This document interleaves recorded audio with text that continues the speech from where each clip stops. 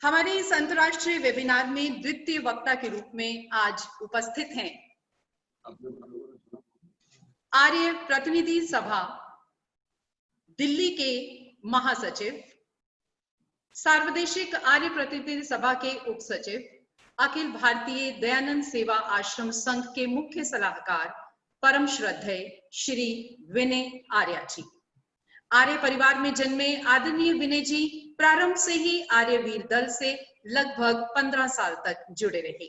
विश्व भर में अनेकों स्थानों का भ्रमण कर आर्य समाज की शिक्षाओं को जनमानस तक पहुंचाने का अनथक प्रयास आप करते रहे हैं। इसी संदर्भ में आपको अनेकों बार पुरस्कृत भी किया गया। जब से चला हूं सफर पर मेरी मंजिल पे नजर है, फिर रास्ते में कभी मील का पत्थर नहीं देखा। इस प्रकार की विचारधारा के मालिक आदरणीय श्री विनय आर्य जी सर्वदा नवीनतम IT modules, E library, website portal के जरिए आर्य समाज के नवीनीकरण में व्यस्त रहते हैं। आर्य कॉलेज में आपका हार्दिक अभिनंदन है। आज आपके बोलने का विषय रहेगा आर्य समाज की शिक्षाएं वर्तमान में कितनी प्रासंगिक। आइए हम सब सुने आदरणीय श्री विनय आर्य जी को। ओम इंद्रम वर्धन्तो अप्तुरः कृण्वन्तो विश्वमार्यम् अपघ्नन्तो अरावणः। आर्य कॉलेज लुधियाना की ओर से इस अवधि में विशेष रूप से आयोजित इस वेबिनार में आर्य प्रतिनिधि सभा पंजाब के माननीय प्रधान जी आदरणीय सुदर्शन शर्मा जी, माननीय श्रीमान प्रेम भारद्वाज जी और इस वेबिनार के आयोजक आदरणीय डॉक्टर सविता उपल जी और मैडम आलूवालिया जी, और जिन्होंने अभी हम सभी के बीच में अपने प्रेरक वचनों द्वारा हमें एक नया मार्गदर्शन दिया है, आदरणीय डॉक्टर सत्यपाल सिंह जी, चांसलर गुरुकुल कांगड़ी विश्वविद्यालय एवं सांसद। और अभी जिन युवा वक्ता का आप भाषण सुनेंगे आदरणीय डॉक्टर विनय वैद्यालंकार जी, हम इस वेबिनार से संबंधित जो भी महानुभाव इस समय हमारी बातों को सुन पा रहे हैं, मैं उन सभी को नमस्ते करता हुआ अपनी बात को आप सभी के बीच में रखूंगा। मुझे आप सभी ने इस वेबिनार में सम्मिलित होने का जो अवसर दिया है, मैं आप सभी श्रोताओं का विशेष रूप से आभारी हूँ, क्योंकि आप ही सबके कारण से हम लोग अपनी बातों को आपके बीच में साझा कर पा रहे हैं। और जिस विषय को अभी डॉक्टर सतपाल सिंह जी ने रखा है, कमोबेश उसी विषय को आसपास से आगे बढ़ाते हुए मैं कुछ चर्चाओं को आपके सामने रखूंगा। आर्य समाज की शिक्षाओं का वर्तमान में कितनी प्रासंगिकता है, ये एक वास्तव में ऐसा प्रश्न है जिसकी चर्चा व्यापक स्तर पर होनी चाहिए। अलग अलग मंचों से, अलग अलग तरीकों से निश्चित रूप से आप तक बहुत सारी बातें बार बार पहुंचती रही हैं।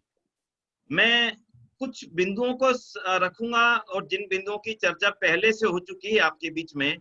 उसको केवल सूचनार्थ रखूंगा। बाकी जिनकी नहीं हुई है उनको थोड़ा सा विस्तार देने की कोशिश करूंगा। सीमित समय में अपनी बात हम चर्चा की दृष्टि से आप सभी के बीच में साझा करेंगे बंधुओं, क्योंकि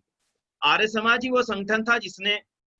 उत्तर भारत में, मुख्यतः अगर मैं पंजाब की बात करूं तो पंजाब में तो आर्य समाज ही वो संगठन था जिसने शिक्षा की नींव रखी। और शिक्षा में उसके पश्चात में कितना बड़ा काम किया वो एक अलग इतिहास है, उसका आज विषय भी नहीं है और समय भी नहीं है।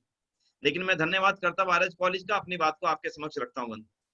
कोविड का समय किसी ने कल्पना नहीं की थी कि ऐसा समय भी हमारी जिंदगी में आएगा जब हमें सब कुछ छोड़ करके अपने घरों में बंद होना पड़ेगा। निकलते समय इतना ज्यादा रिस्क हो जाएगा लाइफ का कि हर व्यक्ति शंकित होकर के अपने घर से निकलता है, कुछ हो ना जाए।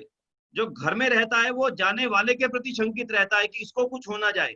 घर में आने के लिए, घर में आते समय वो व्यक्ति आने वाले के प्रति शंकित रहता है कि इसके माध्यम से घर में ना आ जाए। ऐसी शंका का समय शायद हम सब में से किसी ने भी अपने जीवन में कल्पना भी नहीं की होगी कि ऐसा समय इस पूरी दुनिया के साथ आएगा, किसी एक देश के साथ नहीं आएगा। लेकिन आया, हम सबके सामने आया।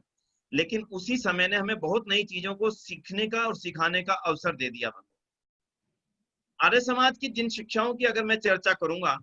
उनमें से अनेक बातें आज इतनी ज्यादा कॉमन हो चुकी हैं कि जिनको आज भी इस मंच पर रखना बेमानी ही होगी, क्योंकि ऑलरेडी वो इस समय समाज में व्याप्त हैं और पूरी तौर पर व्याप्त हैं। जैसा डॉक्टर साहब ने अभी बताया, अगर मैं एक एक बिंदु को लेकर के, तो एक समय था जब नमस्ते का कोई प्रचलन था ही नहीं, आहिस्ता आहिस्ता आया, भारत में हुआ, और आज कोविड के समय में सबको ये समझ में आ गया कि नमस्ते ही एक ऐसा अभिवादन है जिसके माध्यम से हम होने वाली इस तरह की सब बीमारियों से, केवल कोविड से नहीं,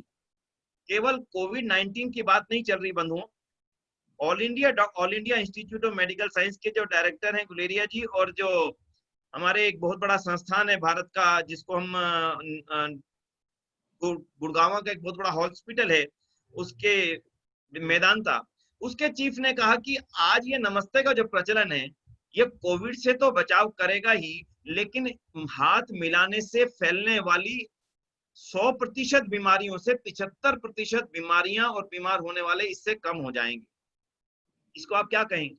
बहुत लंबे समय तक नमस्ते को आर्य समाज की पहचान माना जाता था, नमस्ते कहने वाले को आर्य समाज ही बोल दिया जाता था, चाहे वो आर्य समाज से ताल्लुक भी ना रखता हो। ये थी वो पहचान जो आज सारी दुनिया में कॉमन है। हाथ बढ़ा करके व्यक्ति ने हाथ मिलाना चाहा, सामने वाले ने नमस्ते करके उसका अभिवादन कर दिया।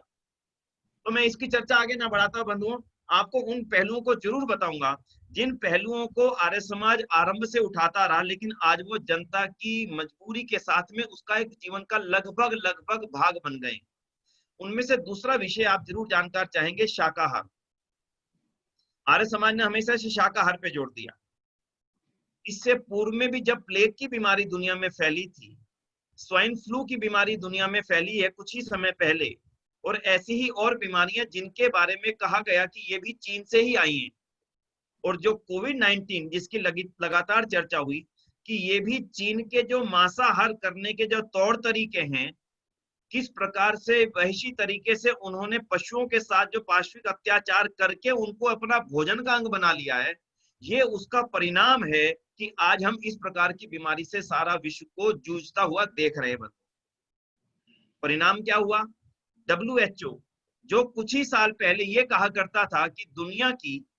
भोजन की जरूरतों को पूरा करने के लिए हमें मांसाहार को बढ़ावा देना पड़ेगा, वही WHO आज चीन को यह सलाह दे रहा है कि हमें पशुओं का पाशविक अत्याचार करके रोकना ही पड़ेगा। ये जो परिवर्तन है इसको आप किस रूप में लेंगे, आप सबके विचारने के लिए। अगर मैं भारत के संदर्भ में बात करूं तो भारत में अगर हम पोल्ट्री व्यवसाय को देखें, अगर हम फिशिंग को देखें और अन्य नॉनवेज फूड को देखेंगे, तो एक डाटा ये कहता है कि जब से कोविड-19 का प्रकोप शुरू हुआ है बंधुओं, उस समय से इसकी जो खपत है, पोल्ट्री की व्यवसाय की जो खपत है, चाहे वो अंडों की हो, चाहे वो चिकन की हो, चाहे वो फिश की हो, चाहे मटन की हो, ये ड्रास्टिक रूप से एक गजब के तरीके से ये डाउन हुई है। क्यों डाउन हुई?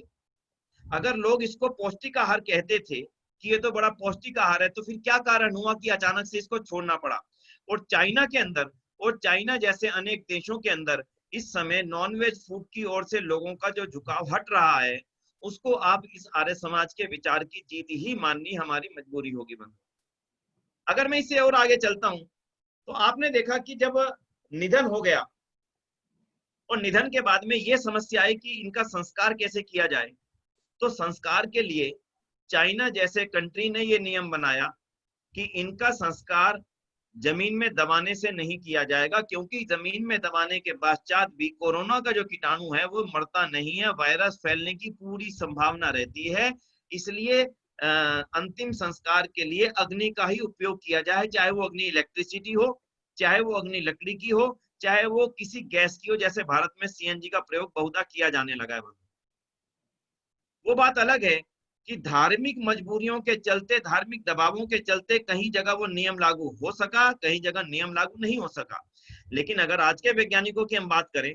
तो वैज्ञानिकों का मत बिल्कुल स्पष्ट है कि अगर मृतक शरीर से कोरोना के कीटाणु को बिल्कुल जड़ मूल से समाप्त करना है तो उसका सबसे बेहतर तरीका केवल शरीर का अंतिम संस्कार ही है, जो कि अग्नि के माध्यम से किया जाए। आर्य समाज आरंभ से इसके विषय को लिए प्रचार करता रहा।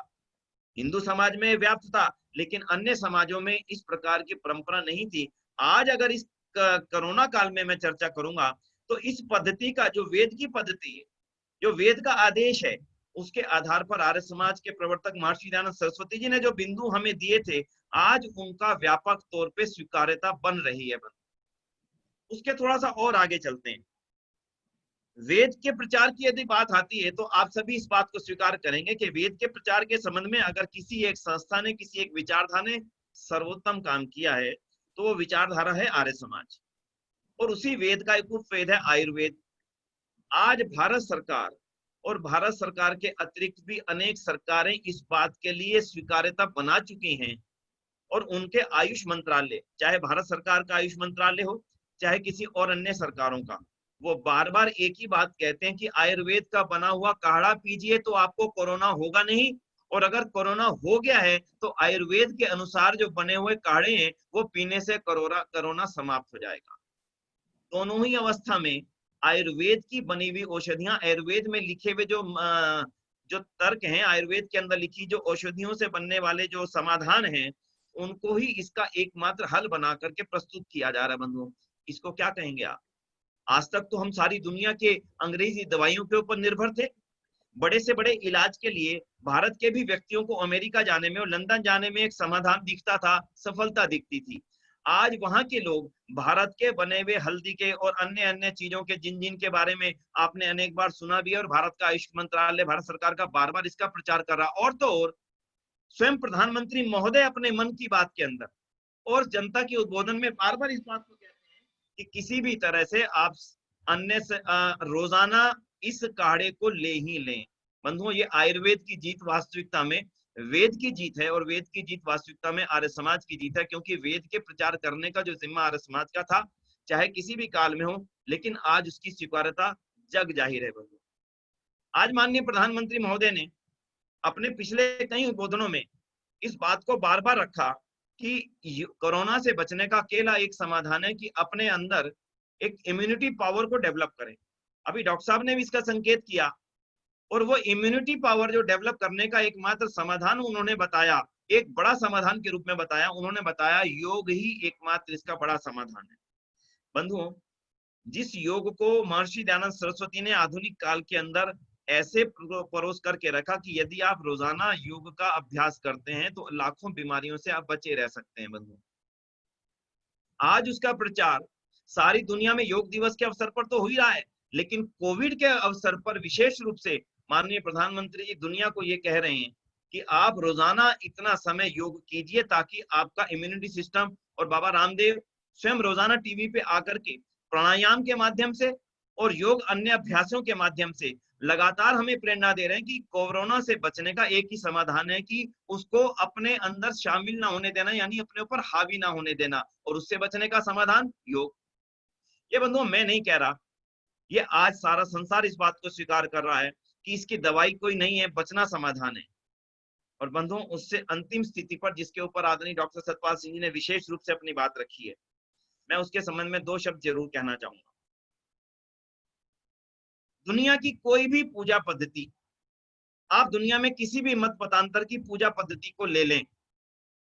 दुनिया की एक भी पूजा पद्धति आपको ऐसी नहीं दिखेगी जो आज कोरोना के समाधान में काम आ रही हो।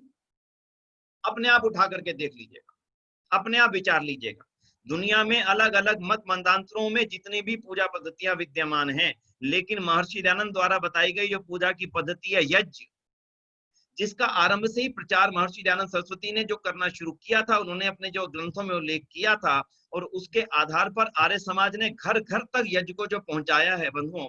अकेली एक पूजा पद्धति है जो कोरोना होने से पहले भी आपकी इम्यूनिटी को बढ़ाने में आपके लिए सहायक सिद्ध हो रही है, और कोरोना होने के पश्चात भी उस कोरोना के वायरस को समाप्त करने के लिए जो सूक्ष्म रूप से आपके शरीर के अंदर प्रवेश करके जो सुरक्षित वायु, यानी जो सुगंधित वायु, जो औषधियों का सार उस यज्ञ की अग्नि में भस्म होकर के, अति सूक्ष्म होकर के आपके शरीरों में प्रवेश करके उस कोरोना के वायरस को मारने में सक्षम है, वो केवल पूजा पद्धति है यज्ञ और हवन। बाकी कोई भी दुनिया में ऐसी पूजा पद्धति नहीं है बंधु। और इस पूजा पद्धति की एक और विशेषता बताते हुए, क्योंकि आर्य समाज की विशेषता यज्ञ रही ही है, तो उस विशेषता को बताते हुए मैं अपनी बात को विराम की ओर लेके चलूंगा, क्योंकि मैं समय की सीमा को बेहतरी से समझता हूं, और आप सब लोगों के भी समय की अपनी कीमत है जो इतना अपना समय निकाल करके आज की चर्चा के साथ जुड़े हैं। कि यज्ञ करते तो आप हैं, लेकिन लाभ हर व्यक्ति को उसका मिल रहा है। चाहे उसकी यज्ञ में आस्था हो ना हो, श्रद्धा हो ना हो, यज्ञ में शामिल हो ना हो, यज्ञ में सहयोग दिया हो या ना दिया हो, और यज्ञ के प्रति उसका किसी भी तरह का भाव हो या ना हो, लेकिन यज्ञ के लाभ से वो अपने आप को बचा नहीं सकता। यही आर्य समाज की देन है बंधुओं, कि आर्य समाज जो कार्य कर रहा है, आर्य समाज जो शिक्षा दे रहा है, आर्य समाज जो प्रेरणा दे रहा है, आर्य समाज जिन पद्धतियों के बारे में दुनिया को जानकारियां दे रहा है, वो पद्धति केवल उसके अपने लिए लाभकारी नहीं है बंधु, वो दुनिया में मौजूद हर जीव के लिए लाभकारी है, ना केवल मनुष्य मात्र के लिए, बल्कि हर जीव के लिए वो उतनी ही लाभकारी है जितनी वो स्वयं करने वाले के लिए। बंधुओं, यही आर्य समाज की विशेषता थी, और यही आर्य समाज की एक विशेष बात थी कि आर्य समाज का कोई भी कार्य अपने लिए ना होकर के दुनिया के लिए था। शिक्षा के तंत्र भी खोले, अपने बच्चों के लिए नहीं खोले, संसार के हर बच्चे के लिए, हर प्राणी मात्र के लिए खोले। तो आओ बंधु, कोरोना काल में हम इन एक एक चीज को पुनः से विचार करते हुए ये विचार करें कि ये परमात्मा ना करे हमारे आसपास भी किसी को कोरोना हो, लेकिन यदि हम अपने रोजाना घरों में यज्ञ करें, 10-12 मिनट से ज्यादा का समय नहीं लगता दैनिक यज्ञ की 16 आहुति देने में, अच्छी औषधियां उसमें डालें, थोड़ा अगर मंत्र नहीं आते हैं पूरे, तब भी केवल गायत्री मंत्र पढ़ के भी अगर आहुति दे दें, तब भी मैं समझता हूँ कि हमारे अपने परिवारों के अंदर वातावरण शुद्ध रहेगा ही, हमारे अपने बच्चों के अंदर वो वैसे विषाणु से, इस समय मलेरिया का मौसम है, इस समय कई लोगों को वायरल बुखार हो रहे हैं, मलेरिया हो रहा है, टाइफाइड हो रहा है, और ये जो मच्छरों से होने वाली अनेक बीमारियां जो इस समय फैल जाती हैं, डेंगू आदि, उनके भी विषाणुओं से बचने का अगर एकमात्र समाधान है, यानी एक काम और 100 उससे बीमारियों को बचाने का एक तरीका अगर है, तो वो केवल बंधुओं यज्ञ ही है। तो मैं इन्हीं शब्दों के साथ में आइए शाकाहार को अपनाएं, शाकाहार से अपने परिवार के एक एक सदस्य को जोड़ें। अगर किसी कारण से हमारे मन में या अपने स्वाद के कारण से किसी और चीज की आदत पड़ गई, आज से विचार करें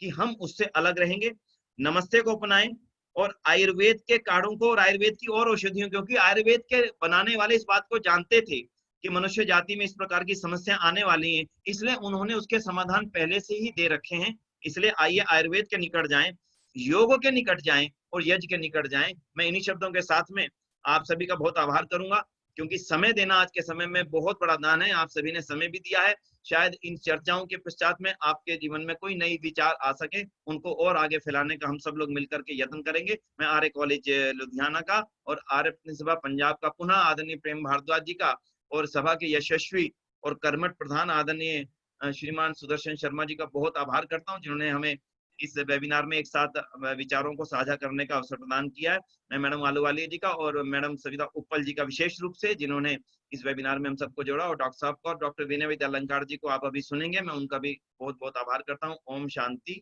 ओम शांति। धन्यवाद। धन्यवाद सर, आपका बहुत बहुत बहुत धन्यवाद। बिल्कुल सही कहा आपने, चाहे कितनी भी पद्धतियां विश्व में हो, लेकिन एक पद्धति ऐसी है जो प्रारंभ से लेकर आज तक हमारे लिए कल्याणकारी सिद्ध हुई है। जी हाँ, हमारी अपनी यज्ञ पद्धति। मेरी टीवी स्क्रीन, फेसबुक स्क्रीन मुझे ये बता रही है कि डॉक्टर सत्यपाल सिंह को सुनने के पश्चात और विनय आर्य जी को सुनते सुनते हमारे पास 1000 से ज्यादा कमेंट्स एंड कॉम्प्लीमेंट्स आ चुके हैं। क्योंकि समय का थोड़ा सा अभाव रहेगा, इसलिए उनको मैं यहाँ पर पढ़कर नहीं सुना पाऊंगी, लेकिन अगर हम लाइव उसको देखेंगे तो बहुत सारे बच्चे हमारे जुड़े हैं जो आज इसको सुन करके बहुत प्रभावित हो रहे हैं, और जितनी सरल भाषा में हमारे दोनों वक्तागण ने हमें बताया, उससे हम बहुत ज्यादा आनंदित भी हैं और प्रभावित भी हैं।